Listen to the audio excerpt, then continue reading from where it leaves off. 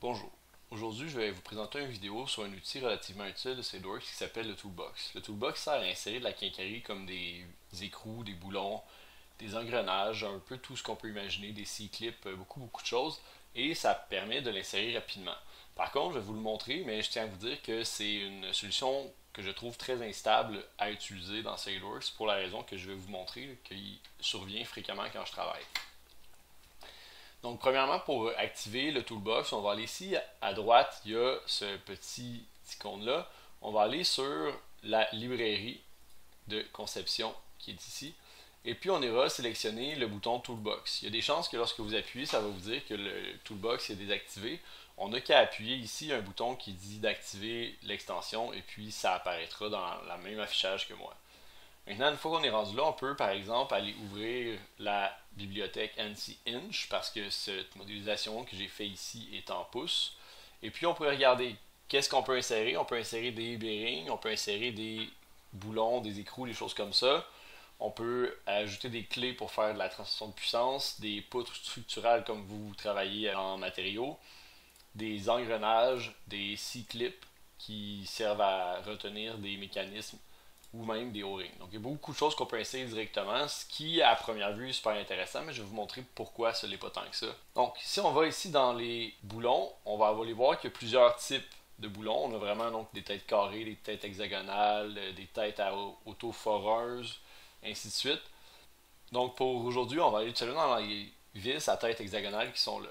Et puis vous voyez donc les différents types, donc là, vraiment les grands boulons structuraux, différents types. Il faut regarder selon les normes de votre conception que vous aurez à faire. Une fois que c'est déterminé, par exemple, dans notre exemple ici, un boulon hexagonal sera tout à fait correct, on n'a qu'à le click and drag, et puis voyons, on l'insère directement. Et puis là, une des magies de SolidWorks, c'est que si je pointe sur une surface, il va détecter le diamètre de la géométrie et détecter le pas. Donc tout ce qui me reste à régler, je relâche avec le bouton gauche, on dit 5, 8 par 18, parfait, c'est exactement ce que je veux. Et puis, il y aurait la longueur que j'aurais pu changer, que je n'ai pas fait.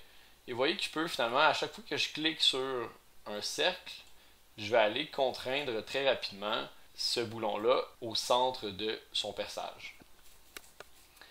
Donc ici, c'est très intéressant. Après ça, ici, si j'en veux un autre type de boulon, j'ai qu'à rouvrir la bibliothèque, je reglisse à l'intérieur et puis là, il va redétecter un autre diamètre. Donc, je peux voir qu'effectivement, ici, avant, c'était 5,8, maintenant, c'est un demi 20, parce qu'ici, j'ai fait des tarots un demi 20. Et puis, je peux, par exemple, échanger la longueur par rapport à ce que je veux. Ça pourrait être un pouce, donc je peux les faire plus ou moins long. Ici, donc là, pour exagérer, je vais aller à 3 pouces. On voit que finalement, il va commencer à dépasser dans cette zone-là. C'est super intéressant parce qu'ici, je peux continuer. Je pense que je peux en rajouter encore donc pendant un bon moment ici. Et c'est très simple, très rapide. Donc c'est super alléchant cette méthode de fonctionnement-là.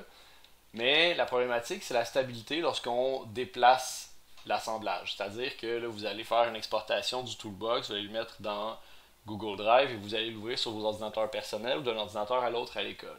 Et puis là, la problématique, c'est que malgré que les toolbox sont installés sur tous les ordinateurs, l'option que vous avez réellement choisie pour ce boulon-là est comme se perd un peu à travers les modifications, à travers les différents ordinateurs. Et ça prendrait donc une banque centrale du toolbox qui n'est pas fournie à la base ou qu'on ne pourra jamais utiliser. Donc la démonstration que je vais vous faire, c'est que ici, je me suis connecté à l'avance à mon bureau à l'école. Et puis, on va aller voir si je rouvre, dans le fond, cet assemblage-là que je viens de faire, qu'est-ce qui se passe avec. Donc là, on voit ici, je vais attendre encore quelques temps que le fichier se mette à jour. Donc le fichier s'est mis à jour sur mon ordinateur à l'école, et puis maintenant, je peux tout simplement l'ouvrir et puis regarder qu'est-ce qui se passe. Donc là, on voit finalement que les boulons ont plus les bonnes dimensions. Vous voyez que les têtes sont beaucoup plus larges. Le filet est demeuré le même dans cet exemple-là, mais il y a toujours quelque chose de bizarre qui finit par se passer avec ça.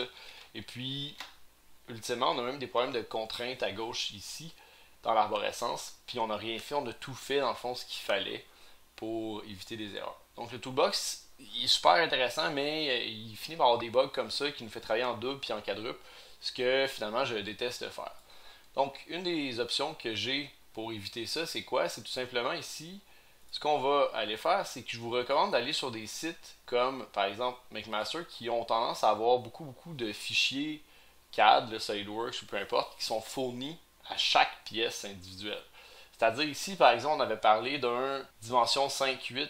On va donc aller voir 5-8.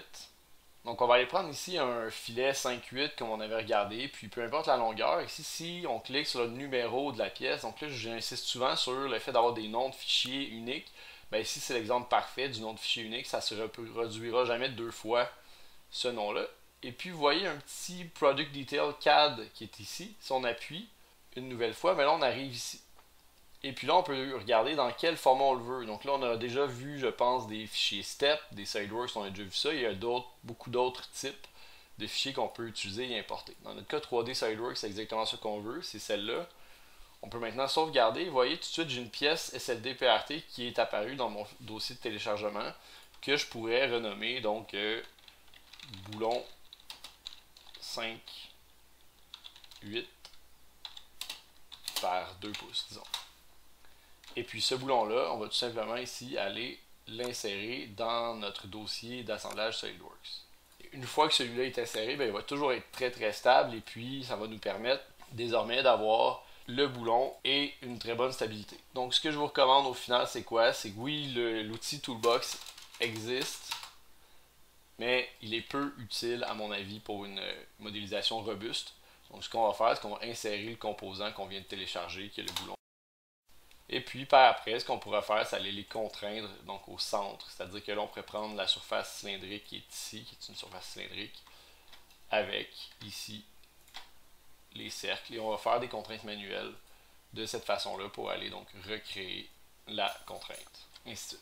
Donc c'est un petit peu plus long de faire le travail, mais une fois que c'est fait, on n'a plus de problème de stabilité. Donc là, vraiment, c'est beaucoup plus agréable. Et puis quand vous allez me remettre quelque chose, ce sera toujours correct une fois que vous avez fait ce travail-là.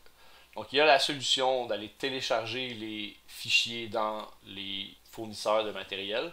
Sinon, une autre des solutions qui est tout à fait valable, c'est qu'on va, par le biais de configuration, se créer manuellement des fichiers configurés dans lesquels on va partager de manière centralisée avec tous les coéquipiers, qui est tout aussi valable, mais dans un cadre de projet scolaire, c'est plus difficile à entretenir et à se servir convenablement.